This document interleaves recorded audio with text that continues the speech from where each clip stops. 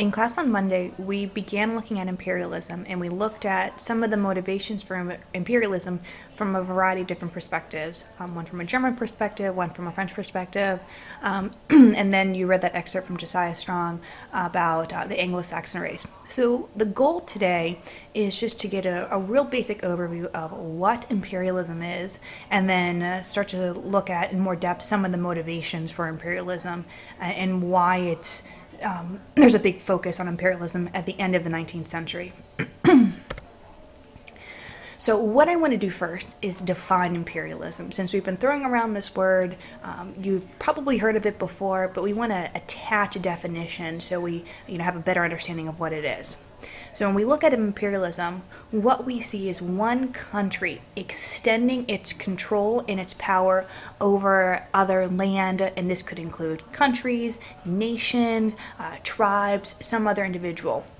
This control can take a variety of forms. It can be political control, it can be economic control, it can be cultural control, but that's what we see with imperialism. It's not a new thing. It's been around since the 1500s. We begin to see imperialism happening with Columbus's voyage in 1492. However, in the latter portion of the 19th century, we see this new form of imperialism emerging as a variety of our strong Western powers and Japan start scrambling and trying to gobble up as much land and territory in the world as possible.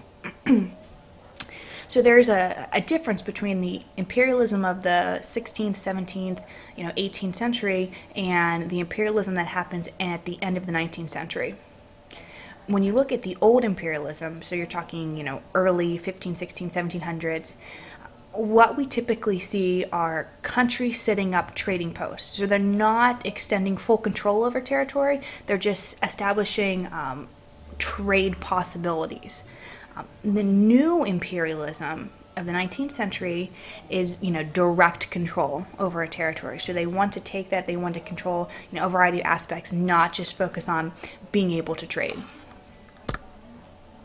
So what we're going to start to do is look at some of the motivations, and some of these were made clear in the readings that you just did as to why countries were going out.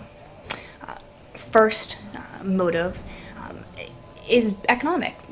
Countries are looking for ways to make money. Keep in mind, this is taking place right after the Industrial Revolution, so there's a need for, two things. One, raw materials. So, our European countries like Great Britain and France and Germany are looking out to places in the world where they can find cheap cotton, cheap,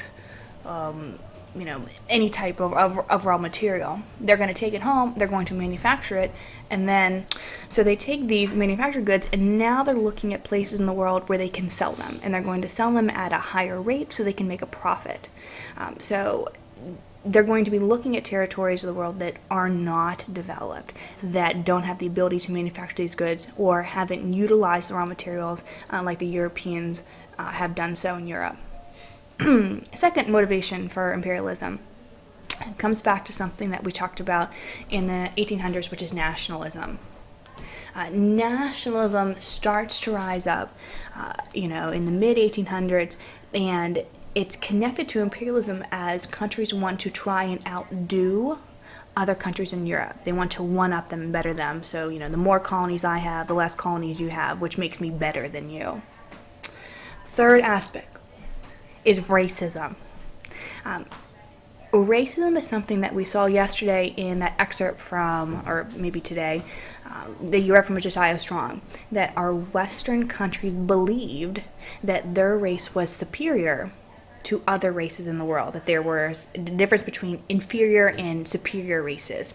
So we begin to see racism emerging as a justification for why it was okay for European countries to go out and to take over other territories, nations in the world. The last motive we're going to lump together and look at religious and humanitarianism as a reason for European countries wanting to go out.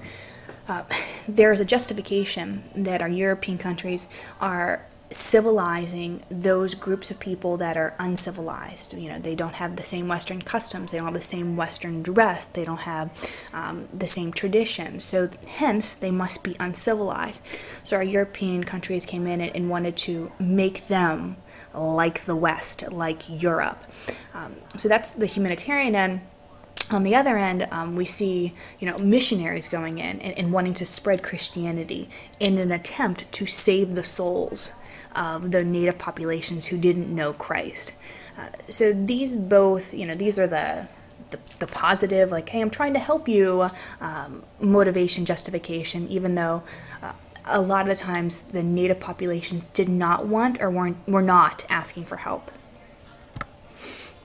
So when we talk about imperialism, we see two types of rule emerging in how countries administered their colonies. The first type is known as indirect rule. And this is going to be something that we see Great Britain utilizing, where our imperializing nation comes in, like Great Britain, and instead of taking out the local leaders, they keep them in charge. So these local leaders are like a puppet of the imperializing nation. So there's a sense of familiarity with them because the people who have been colonized still see the native people in power, but they're really not in power, they're not in control. The country that's in control would be Great Britain. The other form is known as direct rule, and this is something that we see with countries like France France, Germany, where they take out local leaders and they put in someone from their own country. So there's a German governor, or there is a French, general who is in charge of a territory. So there's not as much familiarity with the direct rule, and a lot of time with the direct rule, the goal of the colonizing nation like France is just to make that colony like an extension of France or an extension of Germany. So to replace all traditional aspects with the colonizing nation's aspects. Such a brief introduction to imperialism. So we talked about the definition, we looked at some motivations for it, and then looked at the differences between indirect, which is something we see with Great Britain, and direct rule, which we see with other countries like France and Germany.